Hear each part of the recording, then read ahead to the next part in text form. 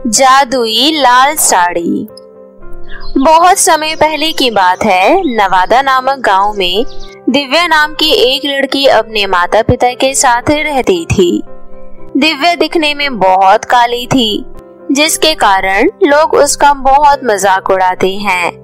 लेकिन उसकी माँ ने उसको बहुत हिम्मत और ताकतवर लड़की बनाया था कि वो कभी किसी को उल्टा जवाब नहीं दिया करती और हमेशा दूसरों की सहायता करती थी।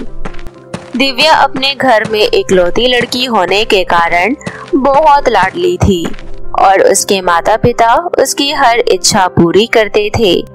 गरीब होने के बावजूद उसके माता पिता रात दिन उसे खुश रखने के लिए मेहनत किया करते थे। अपने घर की गरीबी देखकर दिव्या अपने माता पिता से मिलने वाले लाड प्यार का गलत फायदा नहीं उठाती थी। दिव्या की पढ़ाई पूरी हो जाने के बाद दिव्या की माँ उसके लिए एक अच्छे लड़के की तलाश करती है और एक अच्छा लड़का सूरज ढूंढ लेने के बाद अपनी बेटी दिव्या की शादी उससे करवा देती है। दिव्या काली थी, लेकिन सूरज को दिव्या बहुत पसंद होती है। दोनों हंसी खुशी एक साथ अच्छे से अपना जीवन व्यतीत कर रहे थे। लेकिन कुछ समय बाद किसी की बुरी नजर पड़ने के कारण दिव्या के पति सूरज की मृत्यु हो जाती है, जिसके कारण दिव्या घर में अकेली रहती है। लेकिन दिव्या एक पढ़ी लिखी और समझदार लड़की थी। उसने हार नहीं मानी और एक दिन वो अपने आप से कहती है, क्यों ना मैं एक ब्यूटी पार्लर खोल लूं, इससे मेरा अकेले रहने का खर्चा भी निकल जाएगा और मुझे दर दर ठोकरें खाने की जरूरत भी नहीं पड़ेगी। और ब्यूटी पार्लर में बहुत अच्छे से काम करने के बाद मुझे प्रॉफिट भी बहुत होगा। इतना सोचकर दिव्या घर में रखे पैसों से एक दुकान किराए पर एक पड़ोस में रह रही गुप्ता जी से ले लेती है। गुप्ता जी, मैंने अपने ग्रेजुएशन के साथ साथ एक वोकेशनल कोर्स किया था, जिसमें मैंने 2 साल अपनी मेहनत और लगन के साथ एक मेकअप आर्टिस्ट का कोर्स किया था। मुझे बहुत अच्छे मेकअप करने आते हैं और मैं बहुत से मॉडल को अपने मेकअप से बहुत अच्छा तैयार कर सकती हूँ। अरे वाह बेटी, तुम तो अपनी बहुत छोटी सी उम्र में बहुत अच्छे से काम संभाल लेती हो। मैं तुम्हें ये दुकान किराए पर दे सकता हूँ और तुम किराया महीने के लास्ट में दे दिया करना, ठीक है? इतना कहकर गुप्ता जी अपनी दुकान दिव्या को किराए पर दे देते हैं। दिव्या मन ही मन बहुत खुश होती है और मार्केट से जाकर अपने मेकअप किट और बाकी पार्लर का सामान ले आती है। अरे वाह, गुप्ता जी ने मुझसे एडवांस किराया नहीं लिया, इसलिए मुझे सामान लेने में आसानी हो गई। अब मैं अपनी दुकान बहुत अच्छे से अपनी मेहनत और लगन के साथ चलाऊंगी। इस तरह दिव्या अपनी दुकान में सारा जरूरत का सामान ले आती है और दुकान में रख लेती है। और अपनी दुकान साफ सुथरी करने के बाद दिव्या सारा सामान ढंग से सेट कर देती है और अपने नाम का ब्यूटी पार्लर का बोर्ड लगा लेती है।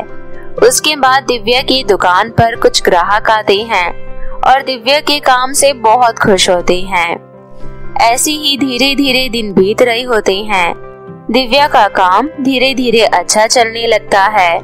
फिर कुछ दिनों बाद दिव्या के पास एक दुल्हन का मेकअप आता है। दिव्या उस दुल्हन का बहुत अच्छा मेकअप करती है। दुल्हन अपना मेकअप देखकर बहुत खुश होती है और उसे एक्स्ट्रा पैसे भी देती है। ये सब देखकर दिव्या बहुत खुश होती है और अपने मालिक को दुकान का किराया दे देती है और इसी तरह दिन बीत रहे होते हैं। दिव्या का काम धीरे धीरे अच्छा चलने लगता है।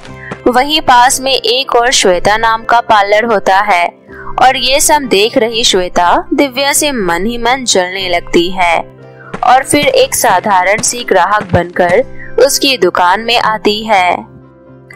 मैंने तुम्हारी दुकान के बारे में बहुत चर्चे सुने हैं। तुम बहुत अच्छा मेकअप करती हो और अच्छा फेशियल करती हो। क्या तुम मेरा भी फेशियल कर दोगी? ये भी कोई पूछने की बात है। मेरी तो ये पार्लर लोगों को खूबसूरत बनाने के लिए ही बनी है। फेशियल करने से मैं आपको मना तो नहीं कर सकती। मैं तो खुशी से आपका फेशियल करूंगी। इतना कहकर दिव्या अपना सामान तैयार करने लगती है। दिव्या जैसे ही सामान तैयार करने लगती है, वहीं पास में बैठी श्वेता उसकी दुकान को अच्छे से देख लेती है और फिर दुकान में इतना सारा सामान देखकर श्वेता के मन में लालच आ जाता है। वहीं दूसरी तरफ दिव्या श्वेता का अच्छा सा फेशियल कर देती है। उसके बाद श्वेता वहां से चली जाती है और रास्ते में जाते जाते श्वेता के मन में खिचड़ी पकती है। इस महारानी की दुकान तो देखो कितने जोरों शोरों से चलती है और अभी इसको आए हुए 1 महीना भी नहीं हुआ कि इसने मेरी दुकान ही बंद करवा दी। आज इसकी वजह से मेरे सारे ग्राहक इसकी दुकान पर आते हैं और मेरी दुकान खाली है। अब मुझे ही कुछ करना पड़ेगा और उसकी दुकान में इतना कीमती सामान रखा है, मैं जरूर कुछ न कुछ करके वो सारा सामान फिर अपने दुकान में ले आऊंगी।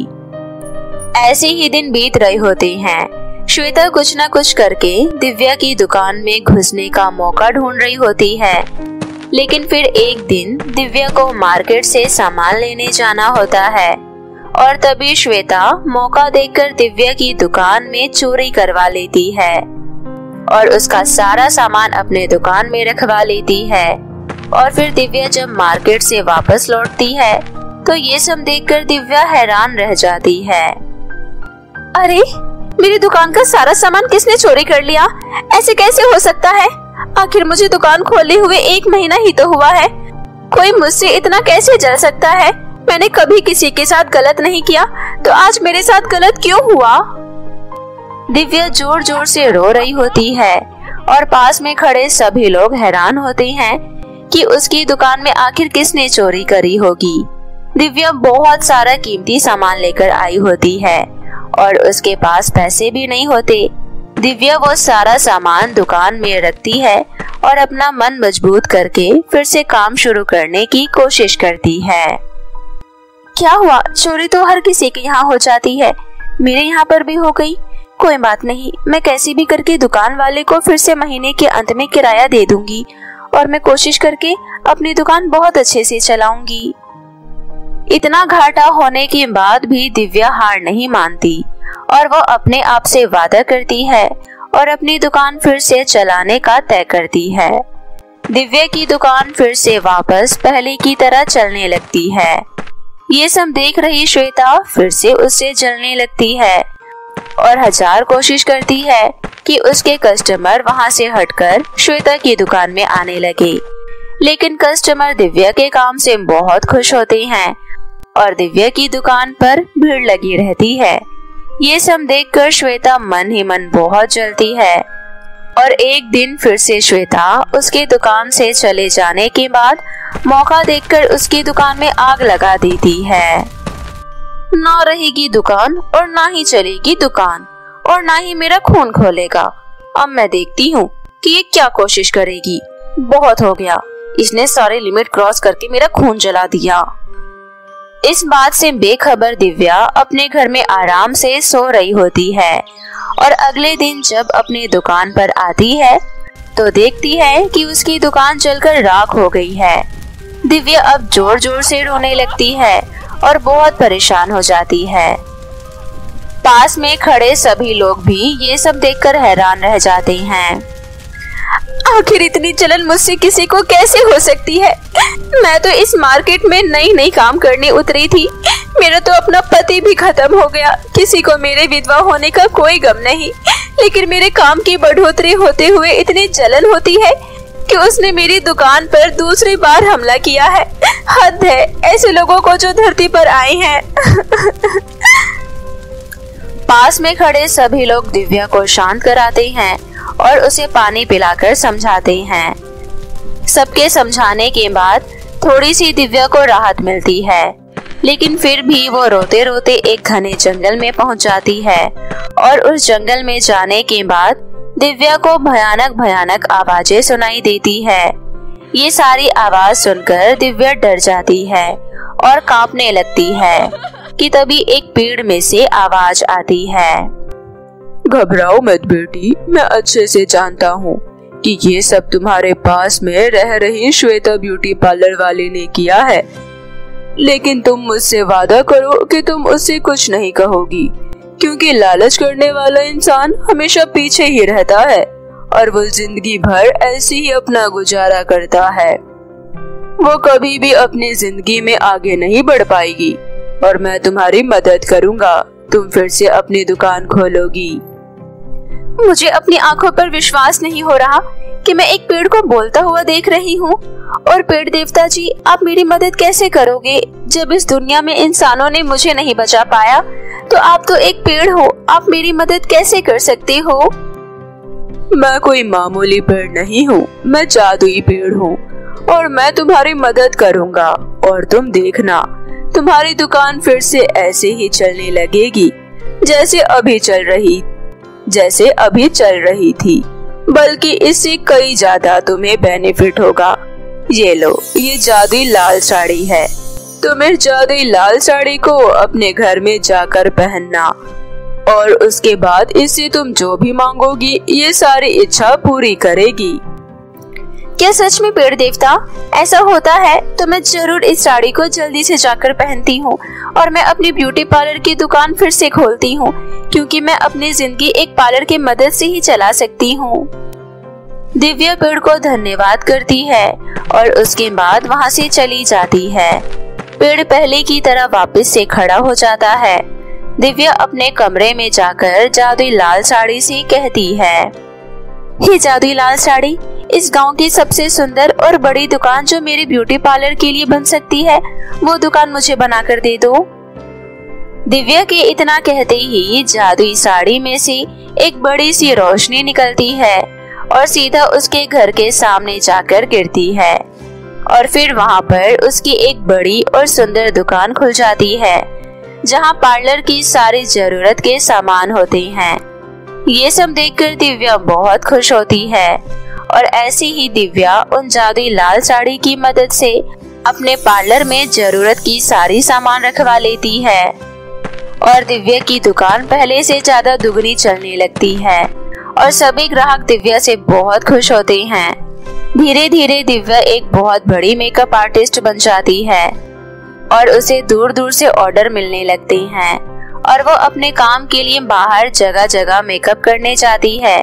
ये सब देख रही श्वेता उसे जलकर राख हो जाती है और फिर उसे समझ आता है कि वो दिव्या का कुछ नहीं बिगाड़ सकती, क्योंकि वो एक मेहनती लड़की है और जिसमें बहुत ताकत है। जादुई नेल पॉलिश की जादुई गुफा। बहुत समय पहले की बात है। सोनपुर नामक गांव में पिया और जिया अपने माता पिता के साथ रहा करती थी। उनका परिवार बहुत ही हंसी खुशी के साथ अपना जीवन व्यतीत कर रहा था, परंतु एक दिन अचानक दोनों बच्चियों की मां सीढ़ियों से फिसलकर नीचे गिर जाती है, जिसकी वजह से उनकी मृत्यु हो जाती है। उसके बाद पिया और जिया बहुत उदास रहने लगे। उन दोनों के पिता मोहन ये सोचकर कुछ समय बाद दूसरी शादी कर लेते हैं कि उनकी दोनों बेटियों को एक माँ मिल जाएगी जो उनका ठीक से ध्यान रख पाएगी। शादी के बाद उन दोनों बच्चियों की सौतेली माँ उनका ठीक से ध्यान रखने लगती है, लेकिन कुछ समय बाद उनके पिता मोहन की भी एक बीमारी की वजह से मृत्यु हो जाती है। तब से ही उनकी सौतेली माँ दोनों बच्चियों के साथ बहुत बुरा व्यवहार करने लगती है। वो ना तो उन दोनों बच्चियों को भरपेट खाना देती थी खाने के लिए, ना ही पहनने के लिए साफ सुथरे और अच्छे कपड़े। यहाँ तक कि उसने दोनों बच्चियों का स्कूल भी छुड़वा दिया था और उन दोनों से घर का काम करवाने लगती है। अपनी छोटी बहन जिया के साथ इतना बुरा बर्ताव देखकर पिया अपनी सौतेली माँ से कहती है, माँ, आप जिया से घर का काम मत करवाया करिए।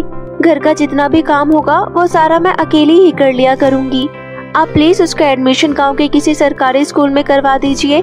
इससे आपके पैसे भी खर्च नहीं होंगे और जिया पढ़ लिख भी जाएगी, क्योंकि आसपास के बाकी सभी बच्चों को स्कूल जाते हुए देखकर उसका भी स्कूल जाने का बहुत मन करता है।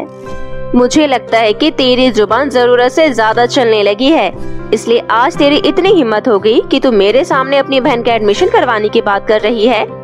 अगर तुम दोनों जैसे बेकार बच्चे भी स्कूल जाएंगे तो मेरे घर का काम कौन करेगा? तेरी मरी हुई माँ।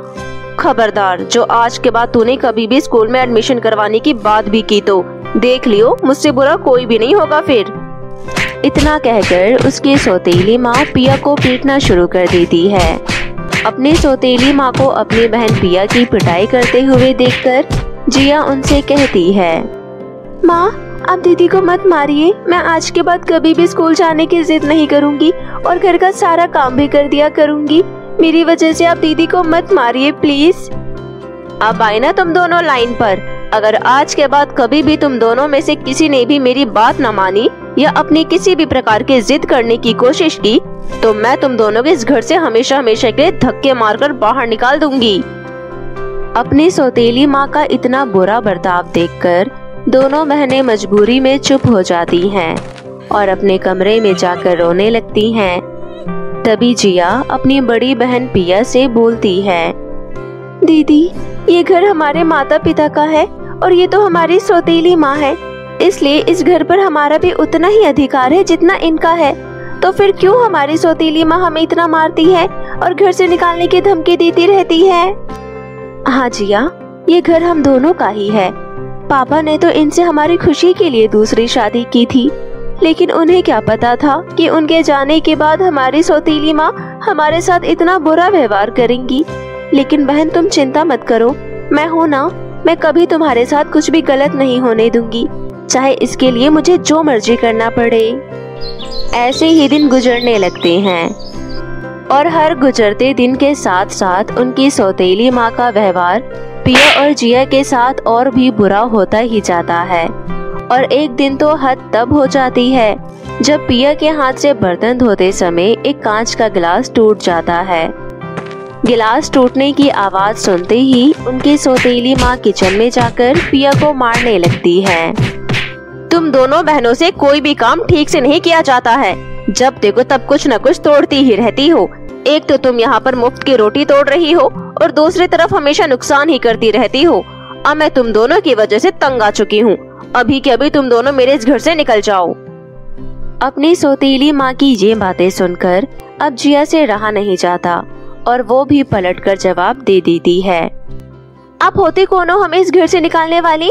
ये घर हमारे पिता का है, ना कि आपका, और इस हिसाब से ये घर हमारा हुआ, तो आप हमें इस घर से नहीं निकाल सकती। अगर आपको हमसे इतनी ही दिक्कत है तो आप इस घर से निकल जाइए, हम दोनों कहीं नहीं जाएंगे। ओह, तो बड़ी के साथ साथ छोटे का भी मुंह खुल गया है। आज तो मैं तुम दोनों को इतना पीटूंगी कि तुम जवान चलाना ही भूल जाओगी, और मैं भी देखती हूँ कि इस घर से आज कौन निकलेगा। इतना कहकर उनकी सौतेली माँ उन दोनों को झाड़ू से मारना शुरू कर देती है और मारते मारते उन्हें धक्के देकर घर से बाहर निकाल देती है। इसके बाद दोनों बहनें रोते हुए घर से चली जाती है और रोते रोते किसी दूसरे गांव में पहुंच जाती है। वहां पहुंचकर जिया पिया से कहती है, दीदी मुझे बहुत तेज भूख लग रही है, लेकिन हमारे पास खाने के लिए कुछ भी नहीं है। अब हम दोनों क्या खाएंगे और कहाँ रहेंगे, क्योंकि हमारे पास तो अब रहने का भी ठिकाना नहीं रहा। जिया तुम ऐसा करो, इस पेड़ के नीचे कुछ देर आराम करो, तब तक मैं कहीं से कुछ खाने का इंतजाम करती हूँ, और मैं जब तक ना आऊँ तुम यहाँ से कहीं मत जाना। ठीक है दीदी, मैं यहीं बैठकर आपका इंतजार करूँगी, लेकिन आप जल्दी आ जाना क्योंकि अब रात होने वाली है। उसके बाद पिया अपनी बहन जिया के लिए कुछ खाने पीने का इंतजाम करने के लिए चली जाती है और वो आसपास के घर से किसी तरह 2 रोटी और सब्जी लेकर आ रही होती है। तभी अचानक रास्ते में उसे एक कुत्ते का बच्चा दिखाई देता है जो उसकी तरफ खाने की आस में बहुत ही करुणा भरी नजरों से देख रहा होता है। पिया को उस पर दया आ जाती है और वो मन ही मन सोचती है, ये बेचारा भी लगता है काफी भूखा है, शायद इसने भी कई दिनों से कुछ नहीं खाया, इसी वजह से ये मेरी तरफ रोटी के लिए देख रहा है, लेकिन मेरे पास केवल 2 ही रोटी है। मैं ऐसा करती हूँ, अपने हिस्से की 1 रोटी इसको दे देती हूँ। मैं अगर एक दिन नहीं खाऊंगी तो चल जाएगा, लेकिन इस बेचारे को रोटी नहीं मिली तो हो सकता है ये भूख की वजह से मर जाए। ये सोचकर पिया 1 रोटी उस कुत्ते के बच्चे को दे देती है। रोटी खाते ही कुत्ते का बच्चा जादूगर में बदल जाता है और पिया से कहता है, बेटी तुम बहुत ही नेक और दयावान हो, मैं जानता हूँ कि तुमने आज पूरे दिन कुछ भी नहीं खाया और इतनी मुश्किल से तुमने केवल 2 रोटियों का इंतजाम किया था और उसमें से भी तुमने अपने हिस्से की रोटी मुझे खिला दी। इससे पता चलता है कि तुम्हारे मन में दूसरों के लिए कितनी दया की भावना है। इसलिए आज मैं तुम्हें एक जादुई नेल पॉलिश की गुफा बताता हूँ। उस गुफा में से तुम जितनी चाहो उतनी नेल पॉलिश ले सकती हो और उन्हें बेचकर अपनी गरीबी दूर कर पाओगी और हमेशा के लिए एक खुशहाल जिंदगी जी सकोगी। जादूगर पिया को उस जादुई नेल पॉलिश की गुफा का रास्ता बता देता है और वहां से गायब हो जाता है। उसके बाद पिया जिया के पास पहुंचती है और उसे खाना खिला देती है और रास्ते में हुई पूरी घटना के बारे में भी बता देती है।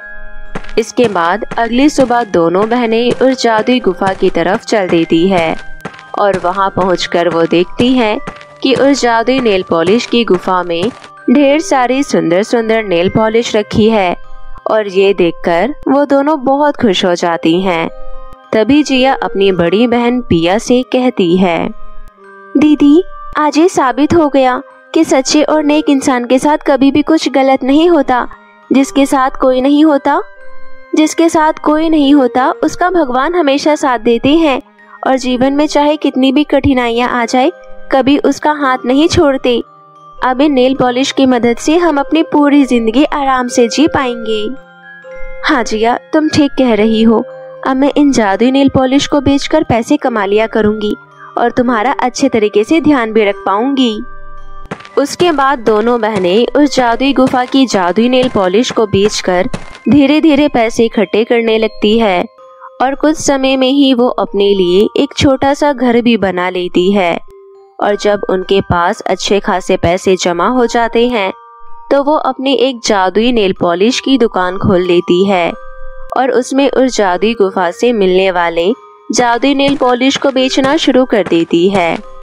इससे वो दोनों अच्छे तरीके से रहने लगती हैं और पिया जिया का एडमिशन भी शहर के अच्छे स्कूल में करवा देती है। उसके बाद से दोनों बहनें खुशी खुशी अपना जीवन व्यतीत करने लगती हैं। तो दोस्तों, आपने तो सुना ही होगा, मेहनत करने वालों की कभी हार नहीं होती। तो दोस्तों, आपको समझ तो आ ही गया होगा कि रंग काला हो या गोरा, उससे फर्क नहीं पड़ता।